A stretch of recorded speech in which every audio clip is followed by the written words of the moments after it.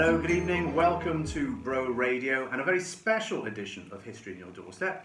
Special because this is a Christmassy history show. We're going to be unpacking that gift that keeps on giving, which is Welsh history. And we're going to be talking about it in the context of, well, this marvellous season, this marvellous time of year. And we're going to be looking at Christmas traditions and superstitions and customs. We're going to be looking at Christmas ghost stories. We're going to be looking at things that happened on this day in history. And I'm delighted to have a special guest with me in the studio today to help me unpack all of that. Hello, Claire Miles. Hello, Graham. Hello, everyone. Lovely to have you here. She is the history blogger Hisdoryan. We plan to talk about how our ancestors celebrated Christmas. We're going to talk about events from Welsh Christmases past, and we're going to talk about those wonderful ghost stories and superstitions and customs. But look, we need to start off somewhere, and probably the logical place to start is comparing what Christmas used to be like and what Christmas is like now. Now, I think that's probably quite personal. When does your Christmas begin, Claire? I suppose technically it starts when I put my Christmas tree up. Yeah. That's usually the first Sunday of Advent. Right. But I work all the way up till Christmas, so Christmas Eve, when I stop working, then I will feel Christmassy. That's Christmas. Yeah. I think it's all because when you ask people the textbook question, what is Christmas? They will say, it's the 12 days. But I don't honestly know anyone whose Christmas begins on Christmas Eve. That's just not a thing as far as I'm aware. No, I think it varies if you have kids or not, because if you have children, then obviously it starts in November as soon as the adverts are on the TV. Well, straight after, the latest seems to be straight after Halloween. That seems to be borderline acceptable in some places these days. I think in my house, it's probably the first weekend in December. That's when the decorations go up. And then we kick the backside out of it, quite frankly, until probably the day we go back to work, which is usually the first Tuesday in January. And then the decorations tend to come down, I suppose, that weekend, whatever weekend that happens to be. I mean, how does that tally with you? Yeah, I take my decorations down. I'm a bit of a stickler for tradition on that front. I take them down on 12th night. Well, I mean, one of the things that struck me when I was looking at the Welsh traditional ways of celebrating Christmas is that it was actually considered to be tremendously bad luck if you put your decorations up before Christmas Eve. There are even things I've seen about curses and bad luck that befell households. So we're all, by the sounds of it, we're all doomed because we've all been putting them up a lot earlier than Christmas Eve. That was definitely a thing. But Christmas has changed an awful lot, and we're probably going to, well, I've sort of drawn at two very distinct periods in history to contrast how different Christmas was. The first one I've looked at is what Christmas was like during the Tudor period, because it was very, very different from the sort of thing that you and I just described a moment ago. But back then, it was a very long festival. And it used to run from Christmas Eve, so that thing about not putting decorations up before the 24th was definitely part of it. But it ran right until Candlemas, and Candlemas is the 2nd of February. So we're talking 40 days and 40 nights, which sounds much better than 12. I reckon we've been shortchanged. That's just not on, 12 days. But of course, the life of your average peasant back then wasn't the best. There wasn't a lot to look forward to. So those 40 days of holiday round about Christmas time were probably very welcome. I've got some information about the kind of thing that people used to do. Are you aware of anything that we've still got going from that kind of period? Things that we're still doing now that maybe had their roots in like a Tudor Christmas? The main one I can think of, and it's a personal favourite of mine, the chocolate Yule log. And that links back to that traditional Yule log that went in the hearth over the festive period. Yeah. And now we have it reduced to a chocolate log on our table. Chocolate cake, which is if you're gonna reduce something down, that's what you reduce it down to. Chocolate. Definitely get some chocolate in there. One of the things I was interested in is a bit of language, a bit of the English language that comes back to what a Tudor Christmas would have looked like. Now, obviously, the gap between the have and the have-nots back then was just off the scale. And the wealthy households would have this massive feast on Christmas Day. and the poorer households would just cobble together whatever they could. Nothing like the same sort of lavishness. But a tradition that went right the way across the country, not just here in Wales, was there would always be a big pie centre stage of a Tudor Christmas dinner in a wealthy household. And at the end of Christmas dinner, it was tradition to gather up the crusts and all the stuff that was left from the pie, the stuff that wasn't, the really nice stuff in the middle, the gristle and the crusts, to go out into the village and choose who they thought was most deserving, and knock on their door and hand over these crusts and bits of leftovers from the pie. And that tradition was known as the dole. So if you've ever been in receipt of unemployment benefit and you've called it "I'm on the dole," then that's exactly what that is referencing, is that old Christmas tradition of the wealthy giving out the leftovers to the poor.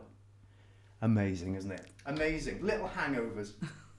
But look, talking of little hangovers, they'll come later. Let's get into the nitty-gritty of how a Christmas was structured, how it would go. So, as we mentioned earlier, it was unlucky to put your Christmas decorations up before Christmas Eve. So Christmas Eve traditionally was all about getting things started, getting the decorations up. They were usually evergreens, things like holly and ivy. And interestingly, before we started, you and I were talking about pagan hangovers that have crept into Christmas. There is, I don't know how true this is, but I've heard that the holly symbolises femininity, and the mistletoe is about the masculinity, and the ivy is a conduit to the spirit world.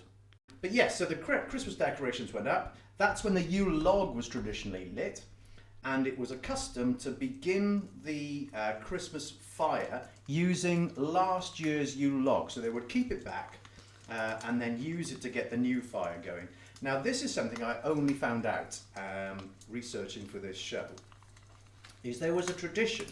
There's lots of traditions around Christmas Eve, not just in Welsh culture, but in other cultures as well, that the farmers would go out into amongst the animals, amongst the livestock in the barn, for various different reasons. And this is one that was new to me. So it was traditional for a bowl of hot beer, which was sweetened with sugar and spices, to be prepared by the farmer, the master of the house as it were, while the mistress brought forward a basket containing a cake.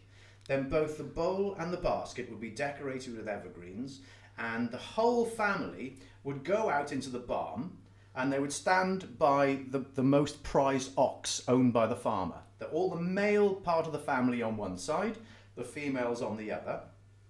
Then the farmer's wife would break off bits of the cake and place them on the horns of the ox.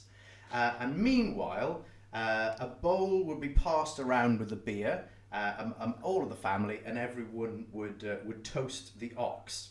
Now, this sounds quite weird already. It's just about to get a bit more weird. Close attention. Oh yes, they would sing as well while they were doing this. So they would toast and they would sing a carol. But close attention was paid to how the ox behaved during all of this. So if the ox remained calm, then that was an omen of good luck, and that meant for the year ahead there would be plentiful harvests and all that sort of thing. If the creature appeared agitated, it was an omen of bad luck to follow. And also attention paid to which side of the ox the cake fell on. So clearly it didn't stay on the horns for long.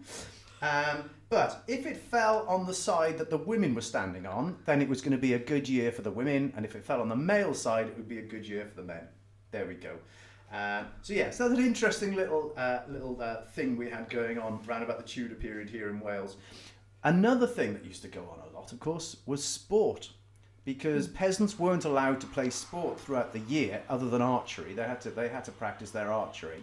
But if they wanted to play football, which was just starting to get a grip in this sort of era, it was only permissible during the religious festivals of things like Christmas. So they actually had some downtime when they could play sports. The other thing I've got here around Christmas Eve is wassailing, which I think has got pagan origins, but let's not bang on about that. So that involves Morris dancers in troops of 3, 7 or 9. So 9 seems to be a very significant number for a lot of ancient, you got 9 realms and things like that. So it does crop up a lot, the number 9. But anyway, 3, 7 or 9, dressed gaily or grotesquely, often carrying the head or brush of a fox on a stick. As I said it before, ladies and gentlemen, we in the Vale know to have a good time. They'd have bells and jingling implements that they would carry around. One member would usually be in drag and would be called Megan the Hag. Nice. Accompanied by a fiddler and torchbearers who went from house to house singing carols. So not that dissimilar from something you're going to be speaking about in a bit. Definitely some overtones. Also, another thing they would carry around with them was something called the Aderyn Pig, or the bird with a grey beak. So essentially what they used to do is make puppets from bits of animals. So bones, feathers, skin, trotters, that sort of thing, to wave around as like puppets. It's bizarre. Do you know what? We're descended from these people, and I do sometimes wonder what on earth were they up to. And that was generally how people would see out Christmas Eve back then. No doubt exhausted from all of that. They were delighted to be waking up at 4 o'clock in the morning for the Plygain. But that was when Christmas Day officially began. And generally for this, churches would be brilliantly illuminated and decorated, and it would just be a very short service followed by a lot of carol singing. So we Welsh can never let go of a good tune. And that carried on up until about 1856. And it was only continued after that in nonconformist chapels. So that lasted a very, very long time. But of course it all changed, didn't it? We had that peculiar moment in 1647 when they just turned around and said, that's it now, Christmas is banned. And ladies and gentlemen, it was banned for 12 years. It was illegal to celebrate Christmas. Do you reckon they could pull that off now if they tried? I think there'd be uproar if they tried to cancel Christmas. Yeah. No matter how they justified it. But interestingly, it was during the period that Christmas was outlawed that we have the very first reference to Father Christmas. I did not know that. Yeah, isn't that just weird? So as we consider Father Christmas to be the absolute epitome of Christmas.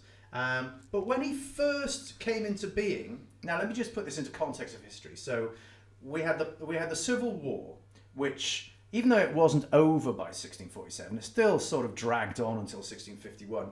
By 1647, the parliamentarians were in charge, and we had quite a dour set of people running the country around Puritan values. And the Puritans just didn't want Christmas because there's absolutely no precedent for it in Scripture. It's something that got created after the event. So they said, well, there's no mention of this in the Bible, so we're not going to do it. And as you can imagine, not everyone was delighted with that decision. But there was a pamphleteer, and we don't know what his real name was, but he went under the pseudonym of Simon Minced Pie. So he had a sense of humour, and it was called, this is very catchy, The Arraignment, Conviction and Imprisoning of Christmas. And it was published in 1646, and he had it printed and distributed throughout the whole country. And in it, he mocked people who celebrated Christmas. And he talked about Christmas as if it was a person called Old Father Christmas.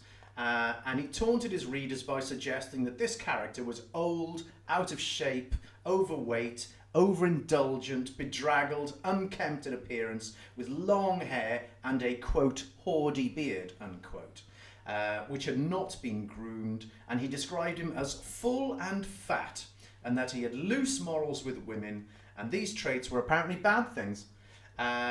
So when Father Christmas first came into existence, he was meant to epitomise everything, all the indulgences of Christmas, and how bad Christmas was, and how lucky we all were to have gone away, moved away from it. It clearly didn't work that well because at the Restoration in 1660, when Christmas was reintroduced, a whole sea of pamphlets were produced by people who were basically rebutting his pamphlet. And we've got Samuel Pepys, amongst others, joining in this. And also Josiah King. Josiah King, probably the most famous one of the lot, had various cartoons and things who were lampooning this Father Christmas character. And Josiah King wrote, "His cherry cheeks appeared through his thin milk-white locks like blushing roses, veiled with snow-white tiffany, the true emblem of joy and innocence." So what he was doing was just throwing it straight back in Simon Mince-Pie's face and saying, have it. Father Christmas is a good thing, and we like all the things that he embodies. And I mentioned Samuel Pepys. So he described the return of Christmas as the return of an old friend. "An old Christmas returned," he wrote. "Old Christmas is come to keep open house. He scorns to be guilty of starving a mouse. Then come boys and welcome for diet the chief. Plum pudding, goose capon, minced pies and roast beef." I know, mad. So yeah, Christmas changed a bit down the years. It got banned for a while. It came back, and Father Christmas, a political puppet in the middle of it all. Who knew?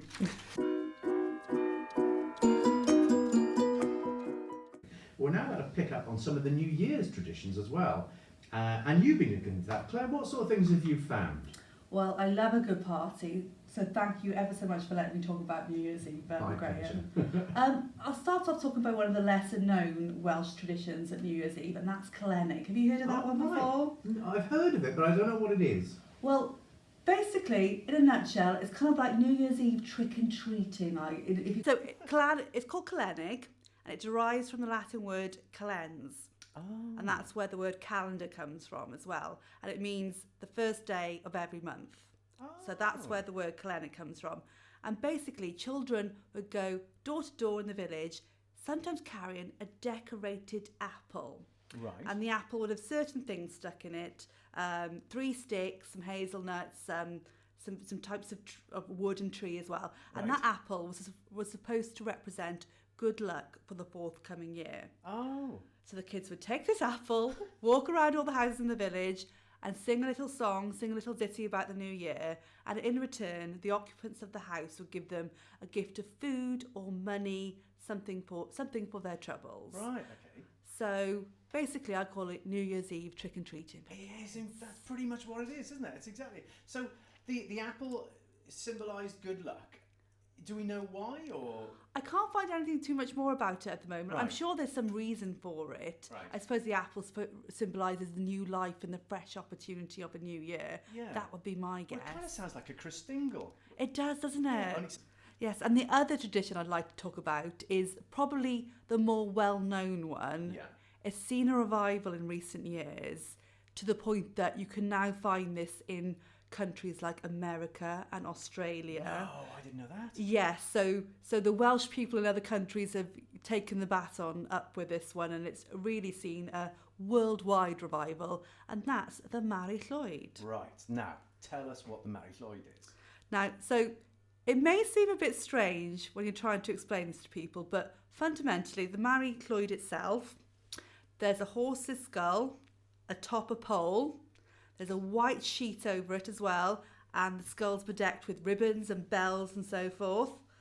And traditionally, that Mari Llwyd would be hoisted up by a group of young men, and again, taken around the village or town, the local community. And they would go from house to house, and this boisterous group of young men would exchange basically what we call a rap battle nowadays, puncio, a battle of wit, a battle of rhyme with the occupants of the house, again trying to gain entry, trying to get some food, trying to get some drink. And that's kind of fundamentally what the Mari Llwyd is. Absolutely fantastic. So it sounds like there's a heap of symbolism tied up in that. Yes. Where does something like that originate from? Well, loads of people seem to say it's kind of a bit of a common myth that the Mari Llwyd originated in pagan times. But I'm going to ask you a question now, Graham. Go on.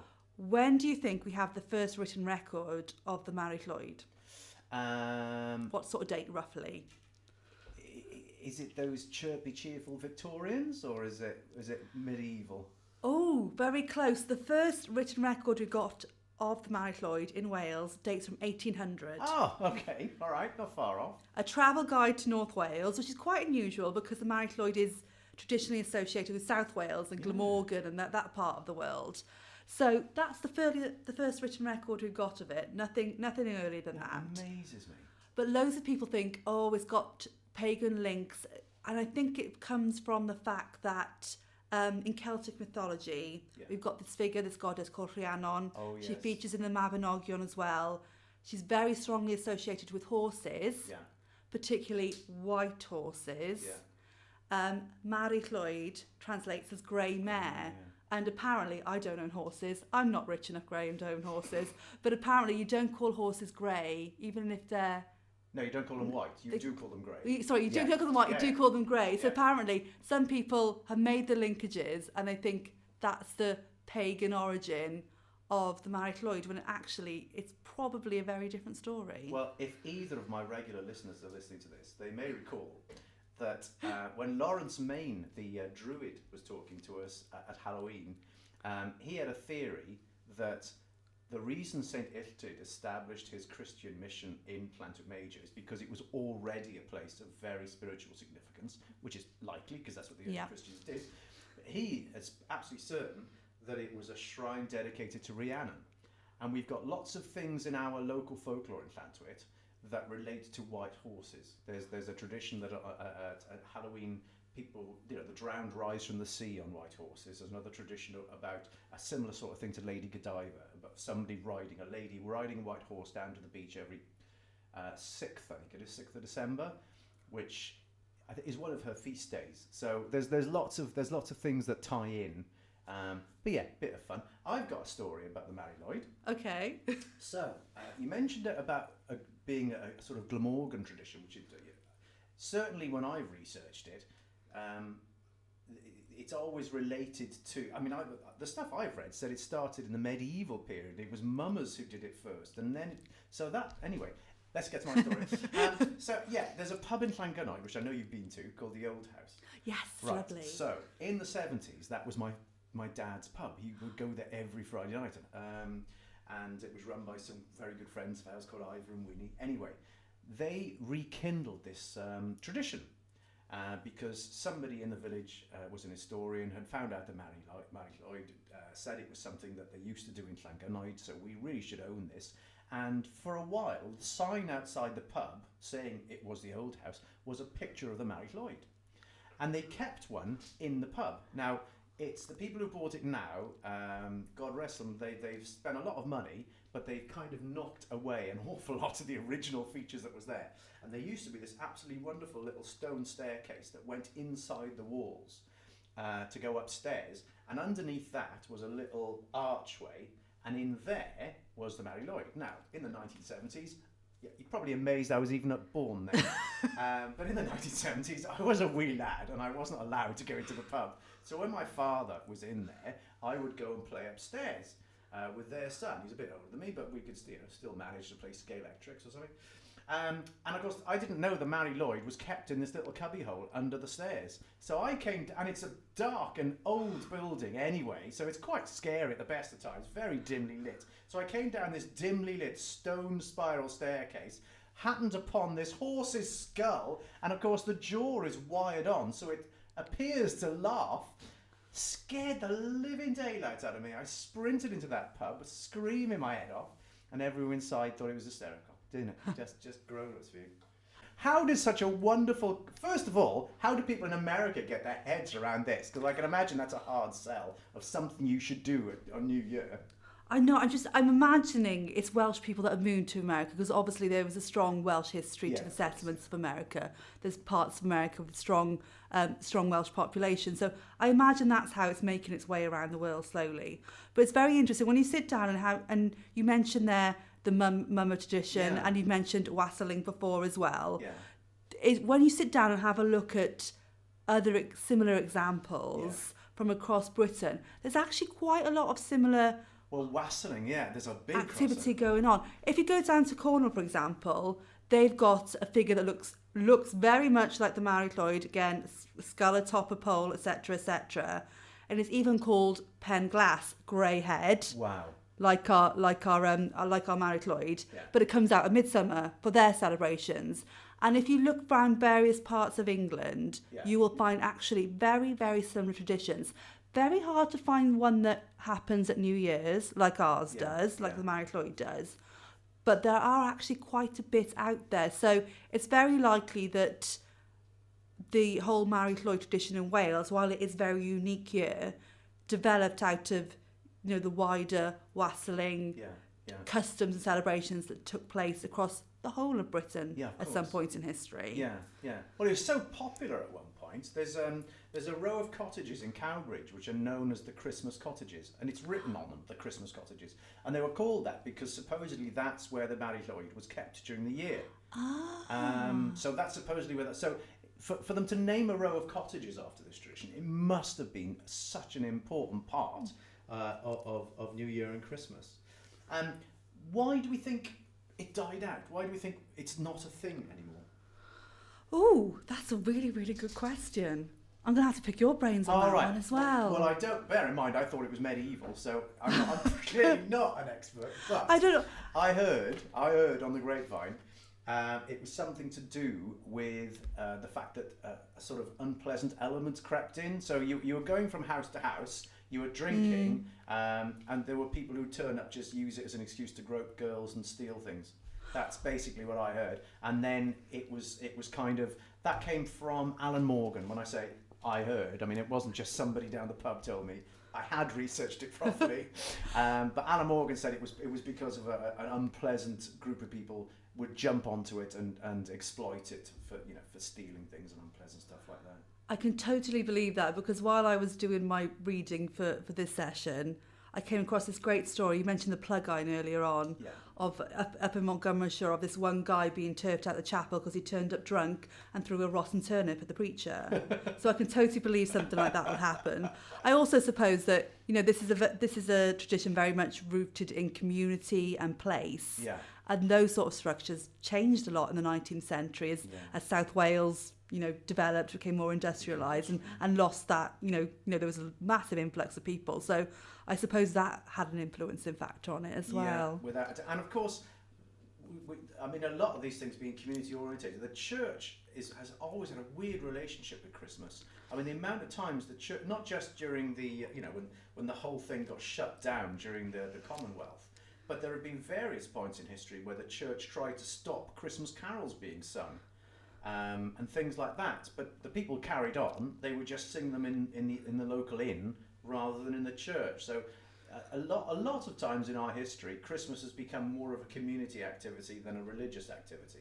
And these days, it's virtually entirely a community activity. People have never set foot in a church in their lives would hold Christmas as one of the most important times of the year for themselves. So I guess it goes full circle, doesn't it?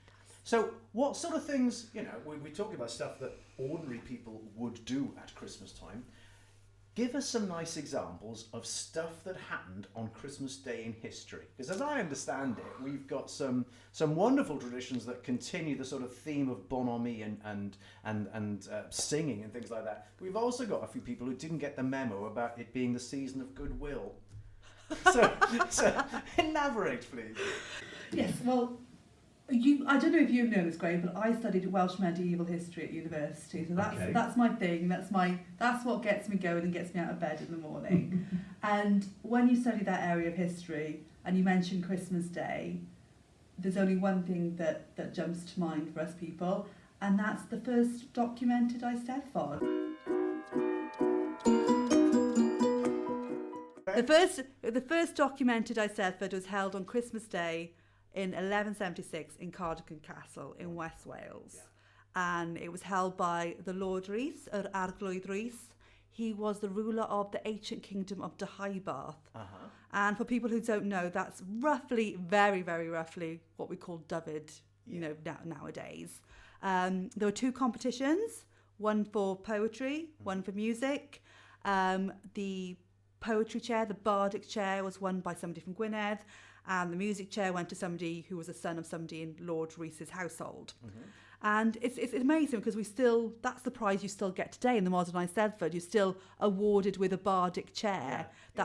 That's still what you get for being the best. Yeah. And that chair, it's people are going, why would they give them a chair? It is an unusual prize. Why would you want a chair for a Christmas present? But the chair was very much a status symbol in the Welsh court, in the Welsh llys. Like, you had the Lord, and he had his, like, his high table, he had his court, and there's great sources from medieval Wales about, how each court had their own bard, or perhaps several, and each bard had their own chair, and the chair had a very specific place around the table in relation to the other members of the court. So to be awarded a chair, symbolically, was actually a really, really high honour in medieval Wales. Yeah. So what do we know about what happened at the Eisteddfod? Do we know who competed, for example, or where people came from who competed in it? Well, generally, it would be a widespread kind of geographical area that people would converge on for these sort of competitions. But no, we haven't actually got that much information. And there's some historians that theorise that the fact there isn't that much information about this Eisteddfod, even though it's the first documented one, it might suggest that actually wasn't that important and there may have been Eisteddfods before, because why haven't we actually got that much written about it? Yeah. Well, locally, of course, we've got Iolo Morgannwg, who was who restarted the whole thing, and the Gorsedd of the Bards, and the first Eisteddfod in the new vein, which was on Hampstead Heath. And of course, it ended up being a summer thing rather than a Christmas thing, so we kind of took that out of sync. But yeah, so we're looking for a tenuous local link. There it is, we've got it. But that's incredible. So first documented Eisteddfod Christmas Day in Cardigan. That's fantastic. We're going to look at something else that happened on this day, on Christmas Day in history, with a slightly more sombre mood attached to it. So what else have we got, Claire, that happened at Christmas Day? Slightly more sombre is putting it lightly. We're going full on Games of Thrones mode here now. Apologies, people. So we've just talked about the first Eisteddfod, 1176 in Cardigan. The year before that saw another Welsh historical event take place on Christmas Day with a much more sinister background and context to it. I'm going to talk about the Christmas Day Massacre. All right, okay. The name does give away quite a lot. The Christmas Day Massacre at Abergavenny Castle, which took place Christmas 1175. So I'm going to tell you a story, Graham. Yeah, please. What happened there? So there was this marcher lord, William de Breos. You may have heard of him. It's a bit of a marcher lord name. And he was having a bit of a Christmas party. And invited a man, a local Welsh Lord of Gwent, who went by the name, and apologies if I mispronounce this name, I'm only a Welsh learner, Seisyll ap Dwynfoel. I'll take that. That sounds good. Invited him along to a feast.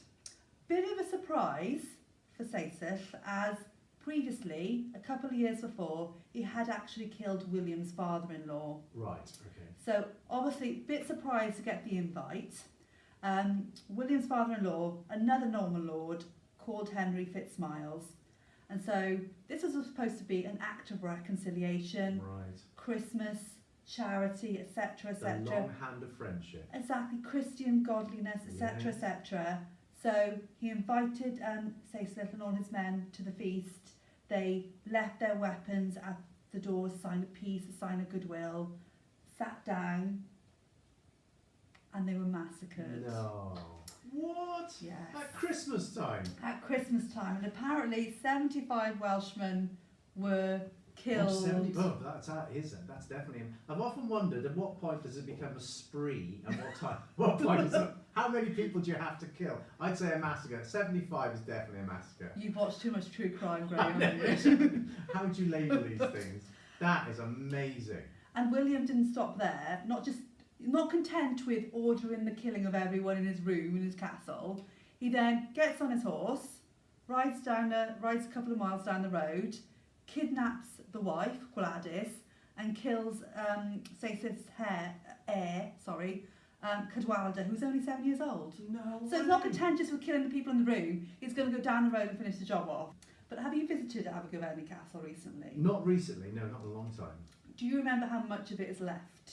There's a fair amount. There's a bit left. It is in ruins. It's not Yeah. like Caerphilly or another castle like that. And that's because a couple of years later, the Welsh had the final say. We always do. And the Welshmen of Gwent rose up and they burnt the castle a couple of years later in revenge. Oh. As much as Christmas is about bonhomie and things, there's always a tradition about the Christmas ghost story or there's always a bit of darkness. There's always the other side that people like to talk about at Christmas. But that is just that. Yeah, that takes a biscuit, I think, being massacred. We've got, funnily enough, from that sort of period in history, we've got in Glamorgan a Christmassy ghost story that it relates to very similar, so it's slightly earlier. So this is a legend more around Robert Fitzhammond, which is at the very front end, obviously, of the invasion. And Robert Fitzhammond is supposed to have had a mistress who was very beautiful, very beguiling, and there's nothing more that she loved than to hunt. And she was famous for it. So he gave her an estate. We're not altogether sure where it is, but it's somewhere in the Vale of Glamorgan. But it was somewhere that had great forests and plains upon which she could indulge in her passion, which was hunting. And apparently, according to the legend, one day after a particularly exhilarating hunt, she quipped, "If they do not hunt in heaven, then I shall not want to go there." And so, sure enough, when she died, she knocked on the gates and St. Peter turned her away and instead of allowing her access, cursed her for her indignity to spend all eternity riding in an eternal hunt through the night skies with a pack of Cwnanwn, which were obviously from the Mabinogion, the sort of demon dogs. And that was the legend about how this character, Maltanos, came into existence. Now, fast forward into later history, and we're probably talking once again about those cheerful Victorians and their adoration for ancient Welsh history and folklore. It sort of resurfaced in the 19th century as a superstition that at Christmas time, you should avert your eyes from the skies because if you saw Maltanos, which is the time of year you'd expect her to be there, you'd be dead within a year. So, yeah, quite harsh. But as ghost stories go, I mean, that's got all the ingredients of Christmas. But as much as she was rekindled in the Victorian era, there are references to her in slightly older history, and she is one of the many sort of Christmassy figures that are believed to be slightly based on Odin, the Norse god, because Santa Claus is meant to be based on Odin, because there was a tradition in Norse. We're going way off track now, but anyway, let's go with it. There was a tradition in Norse folklore that on Christmas, on the eve of the winter solstice, because obviously we're talking before Christmas, that Odin would lead a hunting party through the night skies, a deer hunting party. And again, you must avert your eyes. You cannot see Odin, because if you see him, he'll strike you down. But he will do you a good turn, and he will leave gifts for the children of the house. So obviously Santa can trace some DNA back to that.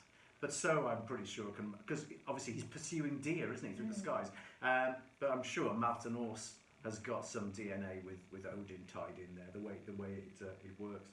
I mentioned the Cwnanwn briefly. I mean, there are lots of legends about the Cwnanwn. Here in Glamorgan, there have been sightings at places like Stalling Down, outside Cowbridge, Iweni Cross. There's quite a few different places, but they tend to be crossroads for whatever reason, where around about Christmas time, you might see the apparition of this demon dog coming towards you. And if you do, then you're not going to see the year out. I'm sorry to admit.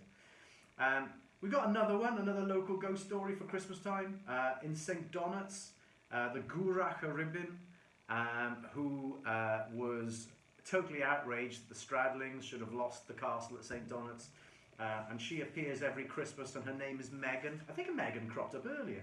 But yeah, her name is Megan, and she's the Gwrach a Ribbon you might see around about St. Donat's this time of year.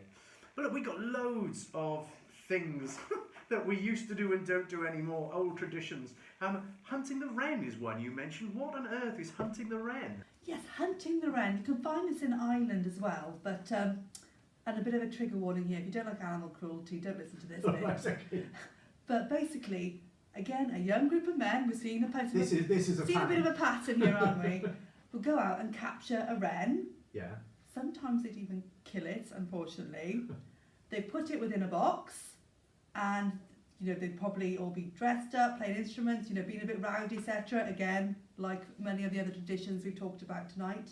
And they'd go around from house to house, again asking for food and drink. Is that old chestnut? Yeah, that evolution of the Wassailing tradition again. And they've actually, if you ever go to St Fagans, I think in their collection they've actually got like examples of the boxes they used to put the wrens in and take them around. Cool. I've got a couple of bits and pieces here as well, things that we used to do. These are kind of more quick fire. Obviously there's a lot of superstitions tied in around Christmas. So things that brought you good and bad luck, not just not putting your decorations up before Christmas Eve, but it's unlucky to leave your decorations up after 12th night. I think we all know that one. Yeah. But the Welsh twist is you have to dispose of them by burning them on 12th night, and not doing so is unlucky. That's not very sustainable. No, I know. Well, we're going back to a time when there were mainly branches. Tasting as many Christmas puddings as possible brings you luck. I'm happy to give that a go and see how that turns out. A Christmas cure for stress. Touch the stone. Now this is contrived, but let's go for it. Touch the stone over the chimney piece. Throw a handful of dry earth onto the fire. As it burns, whisper the cause of your troubles into the flames to be assured that all evil associated with it is dispensed with. Thank you, Mari Llwyd, 1909. You have some doozies. Here's another one. If the town clock chimes while the Christmas bells are ringing, there will be a fire in the parish. So I'm not sure how that works, but let's give that a go. First footing. What's first footing? I can actually remember doing this when I was younger with my grandparents. Right. So I can remember this. So basically, it's whoever comes through your door, the first person through your door on the first day of the new year is an omen for the rest of the year. Okay. So ideally, the person that you want coming through your door first thing on New Year's is a dark-haired man, and they will give you good luck for the forthcoming year. Now, I'm not going to say no to a dark-haired man coming through my door, Graham. I'm available for booking, please. I'm just putting it out there now. But if you had a red-haired man or woman, then you're going to have a bad year, unfortunately. Okay, I've got some here about love. If a maiden... Oh, this is interesting. I'm not sure how this... When I first read this, I thought, how on earth... But here we go. If a maiden pours melted lead into cold water... So why are you going to have melted lead is my first thought. But anyway, if a maiden pours melted lead into cold water... it will turn into the shape of the tools of her future husband. Romantus is called. It's like the foretelling of the love. And because some people, you mentioned Plygain earlier. Yeah. Very often people, they have to stay up for the morning service and they'd make toffee. Right. To stay up, keep themselves awake, and also they'll take it to the service and nibble on it in the service.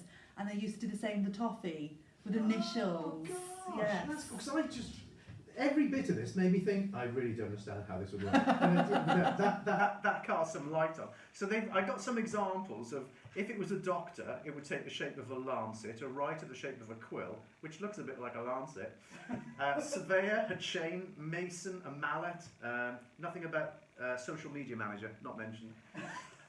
What else have we got? If the fire under the oven hisses, there will be a quarrel in the house. Well, that just means it's Christmas. So it's going to be a quarrel, isn't it? It's down to be a quarrel.